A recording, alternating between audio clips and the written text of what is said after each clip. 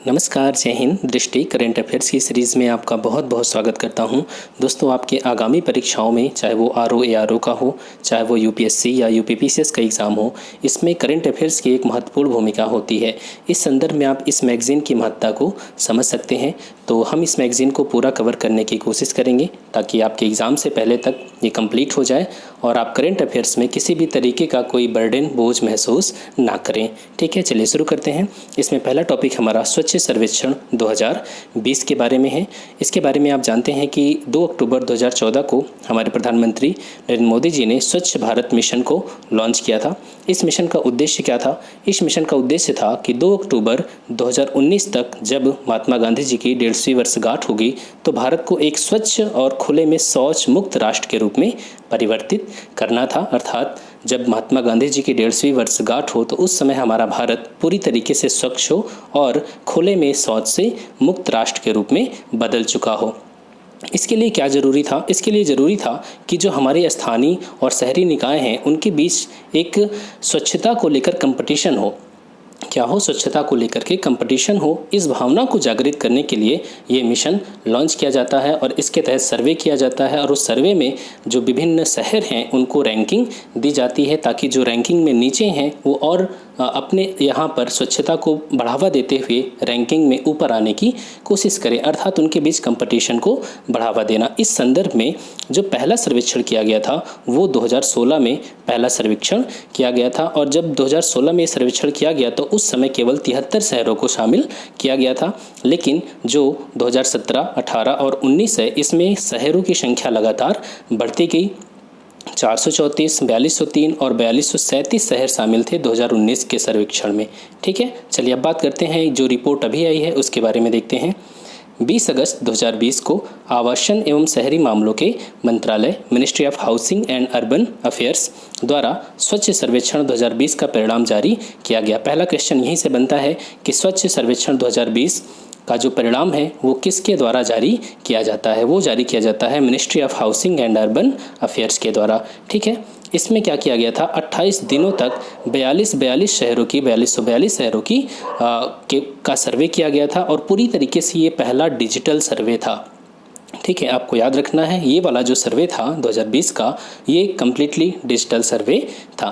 ठीक है, अब यहाँ पर देखें तो जो 1098 शहर हैं, शहरी स्थानीय निकाय हैं, उनको ODF प्लस और 483 शहरों को ODF प्लस प्लस के रूप में प्रमाणित किया गया। अब यहाँ से आपका दूसरा क्वेश्चन निकल के आता है, आपसे पूछा जा सकता है कि ODF क्या है, ODF प्लस क्या है और ODF प्लस प्लस क्या है। 3 कैटेगरीज हैं। ठीक है, आपको ध्यान रखना है। ODF क्या होता है? ODF का मतलब open defecation free, open defecation free अर्थात खुले में शौच से मुक्त। भारत को तो पिछले साल ही खुले में शौच से मुक्त घोषित कर दिया गया है। ठीक है, दूसरी बात कि ODF प्लस क्या होता है? अब इसके बाद आता है ODF प्लस। ODF प्लस का मतलब होता है कि जो भी कम्युनिटी और पब्लिक टॉयलेट्स हैं, मतलब जो भी सामुदायिक और जन शौचालय बने हुए हैं वो पूरी तरीके से काम कर रहे हैं और उनकी प्रॉपरली मेंटेनेंस भी होती है, अर्थात पूरी तरीके से उनका ध्यान रखा जाता है, रख रखाव किया जाता है। जब कोई भी शहर में ये चीज़ें देखने को मिलती हैं तो उसे क्या घोषित किया जाता है? ODF plus. अब तीसरी कैटेगरी आती है ODF प्लस प्लस की, जहाँ पर 2 प्लस हैं। इसका क्या मतलब हुआ कि जो भी वहाँ पर जन शौचालय होते हैं उनका प्रॉपरली ठीक तरीके से मैनेजमेंट किया जाता है। उनको किसी जो हमारे नदी हैं या फिर उनको खुले में उनको फेंका नहीं जाता, बल्कि उनको ट्रीटमेंट किया जाता है प्रॉपरली और उसमें से जो वेस्ट मटेरियल है उनको नदी वगैरह में फेंकने के बजाय उससे खाद बनाई जाती है या कुछ ऐसी चीज़ें की जाती है जिससे पर्यावरण को नुकसान नहीं पहुँचता है। तो जहाँ पर ये सुविधाएं होती हैं जिस शहर में, उस शहर को ODF प्लस प्लस की श्रेणी में रखा जाता है। क्लियर हो गया? चलिए आगे चलते हैं। अब यहाँ पर देखें तो इसमें शहरों को रेटिंग भी दी गई है। कुल 6 शहरों को 5 स्टार रेटिंग दी गई है, जबकि जो 65 सिटीज़ हैं उनको 3 स्टार रेटिंग और 70 शहर को 1 स्टार रेटिंग दी गई है। अब जो सबसे ज़रूरी है वो देखना है कि जो 10 लाख से अधिक की आबादी कि अगर हम बात करें ऐसे शहर जिनकी आबादी 10 लाख से ज़्यादा है, इनकी रैंकिंग में इंदौर शहर सबसे स्वच्छ शहर है। दूसरे नंबर पे सूरत आता है, सूरत कहाँ पर है? गुजरात में। और तीसरे नंबर पर नवी मुंबई जो कि महाराष्ट्र में है। तो ये 3 रैंकिंग आपको याद रखनी है, इंदौर, सूरत और नवी मुंबई। ये ऐसे शहर हैं जिनकी आबादी 10 लाख से ज़्यादा है और ये इस श्रेणी में सबसे स्वच्छ शहर हैं। ठीक है, अब अगर हम दूसरी श्रेणी की बात करें जहाँ पर आबादी 10 लाख से कम है। हाँ, एक चीज़ और देख लें, जो 10 लाख से अधिक की आबादी वाली श्रेणी है उसमें पटना जो है उसको 47वां अर्थात अंतिम स्थान प्राप्त हुआ है। अर्थात इस श्रेणी में पटना सबसे गंदा शहर के रूप में इसे चुना गया है। ठीक है, जिनकी आबादी 10 लाख से ज़्यादा है। अब यहाँ पर यूपी की बात करें तो यूपी में अगर हम बात करें कि जो शीर्ष 20 शहर हैं उनमें यूपी के 4 शहरों का स्थान प्राप्त हुआ है। कौन कौन? लखनऊ को 12वां स्थान, आगरा 16वां स्थान, गाजियाबाद 19वां स्थान, प्रयागराज 20वां स्थान। टॉप 10 में कोई भी यूपी का शहर नहीं है। टॉप 20 में 4 शहर हैं और अगर पूछा जाए कि यूपी का कौन सा शहर टॉप किया है तो टॉप कौन सा करेगा? लखनऊ, जिसको कौन सा स्थान प्राप्त हुआ है? 12वां। तो इसमें 4 शहर आप याद रखें, लखनऊ, आगरा, गाजियाबाद और प्रयागराज। ठीक है, आगे चलते हैं। अब इसमें देखें तो उत्तर प्रदेश में अन्य शीर्ष प्राप्त शहरों में कानपुर को 25वां स्थान और वाराणसी को 27वां स्थान मिला हुआ है स्वच्छता श्रेणी में। ठीक है, आगे चलते हैं। अब अगर बात करें 1 से 10 लाख की, अभी जो हमने देखा वो 10 लाख से अधिक आबादी वाले शहर को देखा हमने। अब अगर बात करें 1 लाख से 10 लाख की जनसंख्या वाले शहरों की, तो इसमें पहला स्थान किसको मिला? अंबिकापुर को। अंबिकापुर कहाँ पर है? छत्तीसगढ़ में। और दूसरे स्थान पर मैसूरू, कर्नाटक को। ठीक है, आगे चलते हैं। अब कुछ ज़रूरी चीज़ें और देख लें। गंगानगर का मतलब ऐसे शहर जो गंगा के किनारे बसे हुए हैं और जिनकी आबादी 1 लाख से ज़्यादा है। इसमें टॉप पर कौन है? इसमें टॉप पर है वाराणसी और दूसरे नंबर पर कौन है? कानपुर। ठीक है, ये तो हुआ 1 लाख से अधिक जनसंख्या वाले शहर। अब अगर बात करें 50,000 से 1 लाख की आबादी वाले शहर जो गंगा के किनारे बसे हैं, वो स्वच्छता श्रेणी में कहाँ पर आते हैं? तो इसमें कन्नौज कहाँ पर है? फर्स्ट नंबर पे है और बिजनौर दूसरे नंबर पे। ठीक है, आपको पॉपुलेशन भी याद रखना होगा, कहाँ किस संदर्भ में क्वेश्चन पूछा गया है ये ज़रूर ध्यान देना होगा, क्योंकि इसमें कई कैटेगरीज बनाई गई हैं। ठीक है, अब अगर हम बात करें स्वच्छता सर्वेक्षण 2021 की, तो इसकी शुरुआत हुई 3 जुलाई 2020 से। स्वच्छता सर्वेक्षण 2021 की शुरुआत हो गई, किसके द्वारा किया गया? केंद्रीय आवास एवं शहरी मामलों के राज्य मंत्री स्वतंत्र प्रभार हरदीप सिंह पुरी के द्वारा। और आपको याद रखना है जो हरदीप सिंह पुरी जी हैं ये सिविल एविएशन मिनिस्टर भी हैं। इनके पास 2 मंत्रालय है, ministry of housing and urban affairs और सिविल एविएशन मिनिस्टर। ठीक है, तो 2 मंत्रालय का प्रभार इनको दिया गया है। तो इस मंत्रालय के द्वारा स्वच्छ सर्वेक्षण 2021 का शुभारंभ किया गया और यह अपनी तरह का यह 6वां 6 संस्करण है, क्योंकि 5 तो हो चुके हैं 2016 से 16, 17, 18, 19, 20 5 हो गए और 6ठा संस्करण शुरू हो चुका है। ठीक है, इसमें क्या किया गया? इसमें पुरस्कारों की एक नई श्रेणी बनाई गई जिसका नाम क्या है? प्रेरक दौर। ठीक है, प्रेरक दौर। और इसको सब कैटेगरीज में भी डिवाइड कर दिया गया। इसमें जो सम्मान मिलेगा वो कई सब कैटेगरीज भी इसमें है, जैसे दिव्य, अनुपम, उज्ज्वल, उदित, आरोही। ठीक है, और इसमें हर में से ये जो 5 सब कैटेगरीज हैं इसमें सब में से 3-3 शहरों को शामिल 3-3 शहरों को चुना जाएगा। जो शहर हैं उनके चुनने का आधार क्या होगा? क्या संकेतक होंगे? कोई ना कोई तो पैमाना होगा, मानक होगा।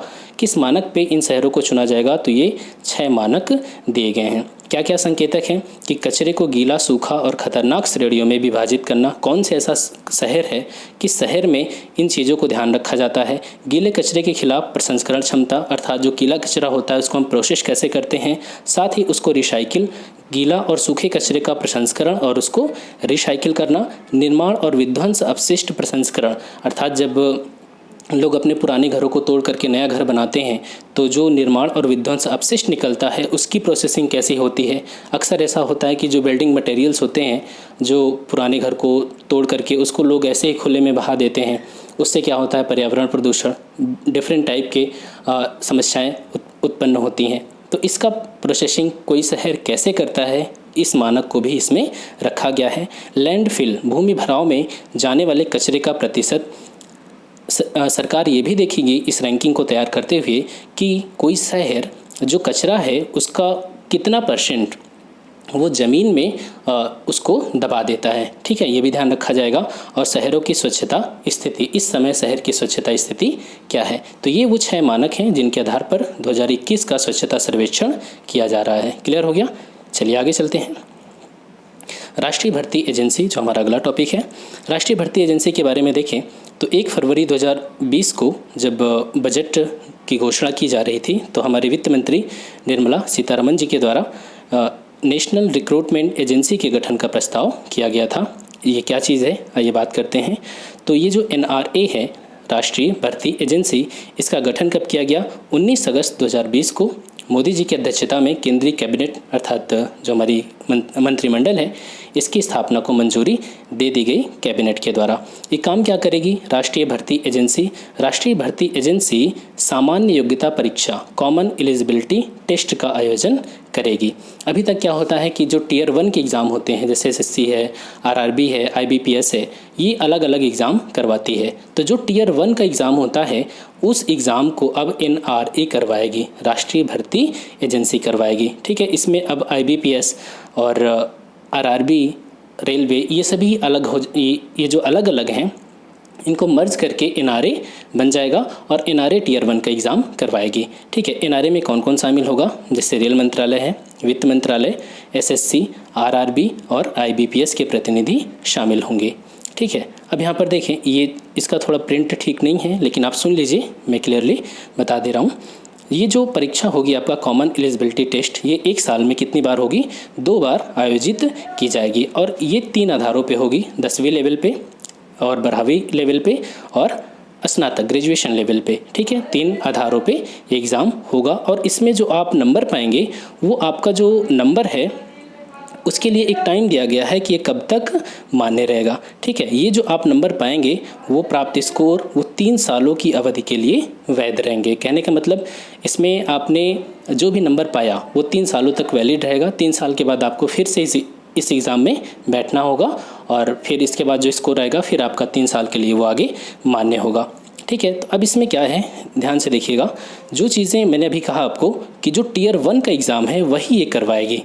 ठीक है, इसके बाद जैसे बहुत से एग्ज़ाम होते हैं जिसमें टियर 2, टियर 3 तक एग्ज़ाम जाता है, तो टियर 2 और टियर 3 का एग्ज़ाम NRA नहीं करवाएगी, बल्कि टियर 2, टियर 3 का एग्ज़ाम SSC, IBPS और जो भी संस्थाएं हैं वो करवाएंगी। क्लियर हो गया। तो टियर 1 के एग्ज़ाम के लिए NRA का गठन किया गया है।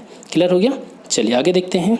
और यहाँ पर कुछ भी बताया गया है और भी चीज़ें कि हर ज़िले में परीक्षा केंद्र बनाया जाएगा और जिन ज़िलों में परीक्षा केंद्र नहीं है वहाँ पर इंफ्रा डेवलप करने का कार्य किया जाएगा। क्लियर हो गया। चलिए आगे चलते हैं। और हाँ, एक चीज़ और देख लीजिए, और ये जो राष्ट्रीय भर्ती एजेंसी है उसका सोसाइटी पंजीकरण अधिनियम 1860 में आया था। ठीक है, इसके तहत एक पंजीकृत सोसाइटी के रूप में इसका गठन किया जाएगा। चलिए आगे चलें। अटल रैंकिंग के बारे में है। Atal ranking ARIIA, Atal ranking of institution on innovation achievements, ठीक है, 2020। इसके बारे में क्या है कि भारत के द्वारा 2010 से 20 के दशक को नवाचार का दशक घोषित किया गया है। ठीक है, 2015 के इंडेक्स की बात करें, ग्लोबल इनोवेशन इंडेक्स में तो भारत कहाँ पर था? 81वें स्थान पर था। लेकिन इस समय 2020 में भारत किस नंबर पे आ गया? भारत ग्लोबल इनोवेशन इंडेक्स में 48वें नंबर पे आ गया। ठीक है, तो ये जो ग्लोबल अटल रैंकिंग इनोवेशन है ये शिक्षा मंत्रालय के द्वारा इसकी शुरुआत की गई है। आइए बात करते हैं इसके बारे में क्या क्या इंपॉर्टेंट पॉइंट हैं। 18 अगस्त 2020 को हमारे उपराष्ट्रपति M वेंकैया नायडू के द्वारा नवाचार उपलब्धियों पर संस्थानों की अटल रैंकिंग अर्थात ARIIA 2020 जारी किया गया और पहला संस्करण इसका कब जारी किया गया था? 2019 में। याद रखिएगा, इस रैंकिंग में 2 प्रकार की संस्थाओं को शामिल किया गया है। ऐसी संस्थाएं जिनकी फंडिंग कौन करता है? सरकार करती है, अर्थात सार्वजनिक वित्त पोषित संस्थान, और दूसरा निजी या स्व वित्त पोषित संस्थान। ठीक है, इसमें 2 प्रकार के संस्थानों को शामिल किया गया है और इसको फिर से 5 सब कैटेगरी में बांटा गया है, 5 उप श्रेणियों में बांटा गया है। लेकिन इस बार महिलाओं से जुड़े उच्च संस्थानों की सूची के रूप में 6ठी उप श्रेणी भी शामिल की गई है। तो इस बार की जो रैंकिंग है इसमें 6 उप श्रेणियाँ हैं और उप श्रेणी में जो जोड़ा गया है वो महिलाओं से जुड़े संस्थानों को शामिल किया गया है। ठीक है, चलिए आगे चलते हैं। अब इस रैंकिंग की बात करें तो इसमें टॉप पर कौन है? इसमें टॉप पर है IIT मद्रास, यहाँ ध्यान से देखें, IIT मद्रास ये है राष्ट्रीय महत्व के संस्थान, केंद्रीय विश्वविद्यालय और केंद्रीय वित्त पोषित तकनीकी संस्थान की सूची में। ठीक है, ये जो रैंकिंग है Atal ranking of institution on innovation achievements में कई कैटेगरीज बनाई गई हैं। उस कैटेगरीज में जो राष्ट्रीय महत्व के संस्थान हैं, केंद्रीय विश्वविद्यालय हैं, केंद्रीय वित्त पोषित तकनीकी संस्थान है, इस लिस्ट में IIT मद्रास टॉप पर है, IIT बॉम्बे सेकेंड और IIT दिल्ली थर्ड स्थान पे विद्यमान है। ठीक है, आगे चलें। IIT कानपुर को छठा स्थान प्राप्त हुआ और अलीगढ़ मुस्लिम विश्वविद्यालय को 11वां, BHU को 13वां स्थान प्राप्त हुआ है। ठीक है, तो आप टॉप के 3 याद रखें। आगे चलें, ये तो हुआ सरकारी। अब बात करें निजी और स्व-वित्त पोषित विश्वविद्यालय की सूची में, तो कलिंगा औद्योगिक प्रौद्योगिकी संस्थान ये कहाँ पर है? उड़ीसा में। इसको प्रथम स्थान प्राप्त हुआ और SRM विज्ञान एवं प्रौद्योगिकी संस्थान तमिलनाडु को दूसरा स्थान प्राप्त हुआ। अब इसमें जो पहली बार जो छठी उप श्रेणी शामिल की गई थी महिलाओं के संदर्भ में, तो महिलाओं से संबंधित उच्च शिक्षा संस्थानों की सूची, इसमें किसको शामिल किया गया है? टॉप पर कौन है? तो इसमें टॉप पर है Avinashilingam institute for home science and higher education for women Tamil Nadu. ठीक है, इसको प्रथम स्थान प्राप्त हुआ, जबकि Indira Gandhi Delhi technical university for women Delhi को दूसरा स्थान प्राप्त हुआ है। आगे चलें, अंडमान निकोबार कनेक्टिविटी प्रोजेक्ट, इसके बारे में है।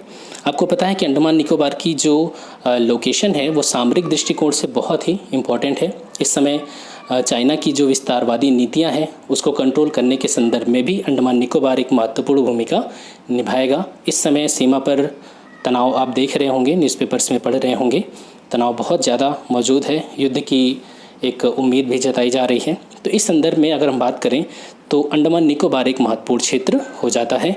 और हमारा जो IR में जब आप पढ़ते हैं एक्ट ईस्ट पॉलिसी, इसमें भी अंडमान निकोबार एक महत्वपूर्ण क्षेत्र बन जाता है। तो यहाँ पर 30 दिसंबर 2018 को यहाँ पर एक सबमरीन ऑप्टिकल फाइबर केबल परियोजना की आधारशिला रखी गई थी। किसके द्वारा? हमारे प्रधानमंत्री जी के द्वारा। ठीक है, तो इसके तहत क्या किया गया कि सबमरीन अर्थात समुद्र के द्वारा ऑप्टिकल फाइबर केबल को अंडमान निकोबार तक पहुंचाया गया, ताकि वहां पर जो ब्रॉडबैंड कनेक्टिविटी है उसको बढ़ाया जा सके।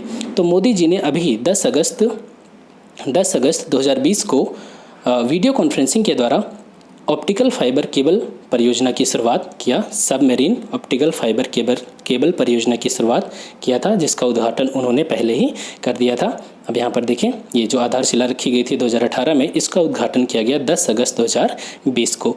इसके तहत क्या किया गया? इसके द्वारा अंडमान निकोबार द्वीप समूह के लोगों को हाई स्पीड ब्रॉडबैंड कनेक्टिविटी उपलब्ध होगी। तो हाई स्पीड ब्रॉडबैंड कनेक्टिविटी से फ़ायदा क्या होगा? इससे बहुत सी चीज़ें, डिजिटल क्षेत्र में अंडमान निकोबार को काफ़ी मदद मिलेगी। इससे वहाँ पर पर्यटन को बढ़ावा दिया जा सकता है। संचार क्रांति हमारे समाज के हर हिस्से को प्रभावित करती है। ठीक है, चाहे वो आप इंडियन सोसाइटी में पढ़ेंगे, कहीं पर भी पढ़ेंगे, तो ये ब्रॉडबैंड कनेक्टिविटी से क्या होगा? वहाँ पर जो हमारे रक्षा क्षेत्र है, वहाँ पर जो हमारी आर्मी, नेवी, एयरफोर्स है, उनको भी सूचनाओं के आदान प्रदान में मजबूती मिलेगी, क्योंकि तेज़ी से सूचनाओं के प्रसार के लिए तीव्र गति से इंटरनेट का होना बहुत ज़रूरी होता है। तो इस वजह से ब्रॉडबैंड कनेक्टिविटी अब वहाँ पर तेज़ी, फास्ट स्पीड, हाई स्पीड उनको मिल सकेगी। अब यहाँ पर देखें तो जो चेन्नई और पोर्ट ब्लेयर के मध्य ये जो 2x200 GB पर सेकेंड तथा पोर्ट ब्लेयर से अन्य द्वीपों जैसे स्वराज द्वीप, इसका पहले नाम क्या था? हैवलॉक द्वीप, little Andaman, car Nicobar, Kamorta, great Nicobar, long island, अभी इनका मैप भी देखेंगे। ठीक है, मैप से भी क्वेश्चन आते हैं। ये जो सारे आइलैंड हैं इनको सुविधा प्राप्त होगी। और याद रखिए आप, इसकी लंबाई कितनी है? 2300 किलोमीटर। 2300 किलोमीटर ऑप्टिकल फाइबर समुद्र के नीचे बिछाया गया और इस पर कुल लागत कितनी आई? 1224 करोड़ रुपए की लागत आई है। ठीक है, अच्छा, पिछली लास्ट ईयर कुछ द्वीपों के नाम बदले गए थे। ठीक है, हमने करंट अफेयर्स में पढ़ा भी था, जैसे कि रॉस द्वीप का नाम क्या किया गया था? सुभाष चंद्र बोस आइलैंड किया गया था। एक था नील द्वीप का नाम किया गया था शहीद द्वीप। और तीसरा था हैवलॉक द्वीप का नाम क्या रखा गया? सुषमा स्वराज जी के नाम पर स्वराज द्वीप रखा गया। ठीक है, अब आगे बात करें, भारत का सबसे लंबा नदी रोपवे अर्थात नदी के ऊपर रोपवे बनाया गया, जो केबल के माध्यम से एक जगह से दूसरी जगह को जोड़ता है और बॉक्स नुमा संरचना होती है, जिसमें व्यक्ति बैठ करके एक जगह से दूसरी जगह ट्रैवल कर सकते हैं। ठीक है, तो ये अपनी तरह का सबसे लंबा रोपवे है। कहाँ पर है ये? इसमें देखिए, ये है ब्रह्मपुत्र नदी के ऊपर भारत का सबसे लंबा नदी रोपवे का उद्घाटन किया गया। कब किया गया? 24 अगस्त 2020 को असम गुवाहाटी में। ठीक है, इसकी लंबाई कितनी है? 1.82 किलोमीटर है। और इसकी लागत कुल कितनी आई थी? 56 करोड़। याद रखने की ज़रूरत नहीं है, लेकिन सबसे ज़रूरी यहाँ पर है कि यह गुवाहाटी में किन किन जगहों को जोड़ता है। यह रोपवे गुवाहाटी शहर के कचरी घाट को उत्तरी गुवाहाटी के डोल गोविंदा मंदिर से जोड़ता है। 2 पॉइंट हैं, उन्हें आपको याद रखना है। कौन कौन से पॉइंट हैं? कचरी घाट को उत्तरी गुवाहाटी के डोल गोविंदा मंदिर से जोड़ता है। देखिए, जब ये रोपवे जाता है तो जो ब्रह्मपुत्र नदी है उसमें एक छोटा सा द्वीप भी है, पीकॉक आइलैंड। ठीक है, पीकॉक आइलैंड। और पीकॉक आइलैंड पर ही एक मंदिर है, उसका नाम है उमानंदा मंदिर। तो आपको सारी चीज़ें याद रखनी है। हो सकता है वो डायरेक्टली ना पूछे, ये पूछ दे कि उमानंदा मंदिर कहाँ पर है या फिर पीकॉक आइलैंड कहाँ पर है। तो सारी चीज़ों को आपको ध्यान में रखना है। ठीक है, आत्मनिर्भर भारत सप्ताह हमारा नेक्स्ट टॉपिक। आत्मनिर्भर भारत अभियान। आपको पता है कि लॉकडाउन के दौरान जब हमारे प्रधानमंत्री हमारे देश को संबोधित किए तो उन्होंने लास्ट टाइम में आत्मनिर्भरता पर बहुत अधिक बल दिया। ठीक है, तो इस वजह से 12 मई 2020 को ये जो घटना हुई, जब हमारे प्रधानमंत्री जी ने आत्मनिर्भरता को लेकर के अपना भाषण दिया था या देश को संबोधित किया था, तो वो डेट कौन सी थी? 12 मई 2020। इसी दिन आत्मनिर्भर भारत अभियान की घोषणा की गई थी। उद्देश्य क्या है? उद्देश्य है स्वदेशी का निर्माण और उपभोग को प्रमुखता प्रदान करना। ठीक है, स्वदेशी चीज़ों का हम उपभोग करें, स्वदेशी चीज़, और हम खुद अपने ही देश में चीज़ों का निर्माण करें, इंपोर्ट कम करें। ठीक है, जो भी मैन्युफैक्चरिंग हो वो हमारे देश में ही हो। लेकिन आज की जो इकोनॉमी है, जब आप इकोनॉमिक्स पढ़ते हैं तो जो इकोनॉमी आज की है वो एक दूसरे पे डिपेंडेंट है। ठीक है, एक दूसरे पे निर्भर है। तो हम पूरी तरीके से आत्मनिर्भर कभी नहीं बन सकते। और हमारी आत्मनिर्भरता का मतलब कि हम पूरी दुनिया से कहीं से भी कोई चीज़ मंगवाएं नहीं, ऐसा बिल्कुल भी नहीं कि हम दूसरी दुनिया से या दूसरे देशों से कोई भी चीज़ हम इंपोर्ट ना करें। आत्मनिर्भरता का मतलब ये बिल्कुल भी नहीं है। हमारी आत्मनिर्भरता का मतलब, जैसे कि मोदी जी कहते हैं, संपूर्ण विश्व का विकास है। उस विकास में हमारा इंपोर्ट एक्सपोर्ट सब कुछ शामिल है। लेकिन ज़्यादा से ज़्यादा हमें क्या करना है? अपनी चीज़ों का उत्पादन स्वयं करना है। ठीक है, तो यहाँ पर देखें तो आत्मनिर्भर भारत सप्ताह कब मनाया गया? 7 से 14 अगस्त 2020 तक मनाया गया। और ये जो अभियान शुरू किया गया वो किसके द्वारा शुरू किया गया? वो रक्षा मंत्रालय के द्वारा आत्मनिर्भर भारत सप्ताह का शुभारंभ किया गया 7 से 14 अगस्त 2020 तक। ठीक है, इसके माध्यम से क्या किया गया? चूँकि रक्षा मंत्रालय का है तो रक्षा मंत्रालय चाहेगा कि जो हमारे डिफेंस इक्विपमेंट्स हैं, जो रक्षा के लिए ज़रूरी इक्विपमेंट्स हैं, उनका निर्माण हम खुद अपने देश में करें, चीज़ों का आयात कम से कम करें। जैसे कि आपको पता है कि हम दुनिया में सबसे ज़्यादा हथियारों का इंपोर्ट करते हैं। इसकी रैंकिंग भी आएगी, वो हम देखेंगे। तो इसके तहत किया गया कि जो हमारी रक्षा इकाइयाँ हैं, जो भी सार्वजनिक रक्षा इकाइयाँ हैं, ऑर्डिनेंस फैक्ट्री बोर्ड हैं, इनमें इंफ्रा का विकास करना, बुनियादी ढांचे का निर्माण करना, ताकि इनमें सुविधाओं में वृद्धि हो सके और ये अपने प्रोडक्शन को बढ़ा सकें, ताकि देश की ज़रूरत को पूरा किया जा सके। ठीक है, तो इस तरीके से रक्षा मंत्रालय के द्वारा 7 से 14 अगस्त को आत्मनिर्भर भारत सप्ताह के रूप में मनाया गया। आपको याद रखना है कि 9 अगस्त 2020 को रक्षा मंत्रालय ने 101 हथियारों और सैन्य उपकरणों की नकारात्मक सूची की घोषणा किया। इसका क्या मतलब है? इसका मतलब हुआ कि सरकार अब इन चीज़ों का आयात नहीं करेगी और इन चीज़ों को अपने देश में ही उत्पादित करना होगा। ठीक है, चलिए आगे चलते हैं।